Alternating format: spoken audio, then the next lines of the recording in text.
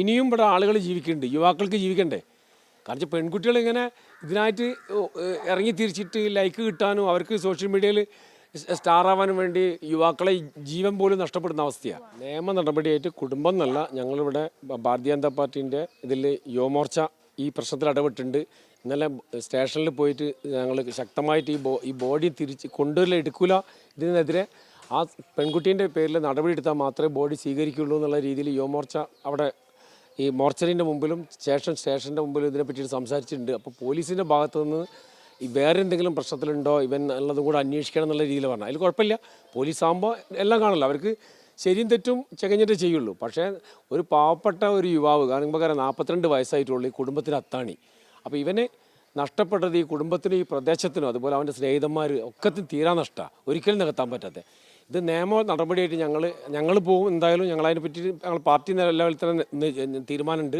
അതേ രീതിയിൽ പറയുകയാണെങ്കിൽ ഇപ്പോൾ എൻ്റെ ഫ്രണ്ട്സുകളൊക്കെ തന്നെ ഇത് നിയമ നടപടിയെ പോകുന്നുള്ളൂ. അത്രയും കർശനം ഏതറ്റം വരെ പോകാൻ തയ്യാറായെന്നുള്ളതിലാണ് അവർ സംസാരിച്ചിട്ടുള്ളത്.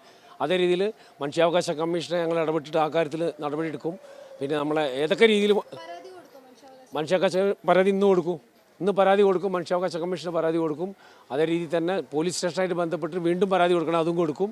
കമ്മീഷണർക്ക് പരാതി ഏതൊക്കെ ഇതിൽ കൊടുക്കും, കലക്ടർക്ക് എവിടേക്കാണ് നമുക്ക് കൊടുക്കാൻ പറ്റുക ആ രീതിയിലൊക്കെ പരാതി കൊടുക്കുന്നതായിരിക്കും. ഫ്രണ്ടാണ്. അപ്പോൾ അത്രയും രീതിയിൽ നമുക്കറിയാം. ഇന്നലെ ഫ്രണ്ട്സുകളൊക്കെ ഇവിടെ കിടന്ന് കരഞ്ഞ്, അത്രയും നല്ലൊരു പയ്യനാണ്. കാരണം വെച്ചാൽ ഇവിടെ അറിയാം, ഇവിടെ ചുറ്റുവട്ടത്തുള്ള കൂടുതൽ ആളോട് ബന്ധമില്ലെങ്കിലും കുറച്ച് ഫ്രണ്ട്സുകളും ആയിട്ട് ജീവിക്കുന്ന കുട്ടിയാണ്. ഇതിപ്പോൾ സ്റ്റേഷനിൽ, മെഡിക്കൽ കോളേജ് സ്റ്റേഷനിൽ ഇന്ന് പരാതി നൽകും. DGPക്ക് ആർക്കൊക്കെയാണ് പരാതി കൊടുക്കുന്നത്? പരാതി കൊടുക്കുന്നതാണ് ഇന്നിപ്പോൾ കമ്മീഷണർക്ക് പരാതി കൊടുക്കണം. മെഡിക്കൽ സ്റ്റേഷനിൽ ഓൾറെഡി പരാതി ഉണ്ട്, അവർ പരാതി എടുത്തിട്ടുണ്ട്. അതിനുശേഷം നമ്മൾ കമ്മീഷണർക്ക് കൊടുക്കുന്നുണ്ട്. നമ്മളെ ഏതൊക്കെ രീതിയിൽ എവിടേക്കാണ് കൊടുക്കേണ്ടത് ചൊക്കെ കൊടുക്കും. മനുഷ്യാവകാശ കമ്മീഷന് അടിയന്തരമായിട്ട് കൊടുക്കുന്നുണ്ട്. ആ രീതിയിൽ മുന്നോട്ട് പോകും. എന്തായാലും ഇതിന് അവസാനം വരെ അച്ഛനും അമ്മയും ഒക്കെ ഒരു നീതി ലഭിക്കാൻ വേണ്ടി, ഇനിയുള്ളൊരു കുട്ടികൾക്ക് ഇങ്ങനെ സംഭവിക്കാൻ പാടില്ല. ഇനിയും ഇവിടെ ആളുകൾ ജീവിക്കുന്നുണ്ട്, യുവാക്കൾക്ക് ജീവിക്കണ്ടേ?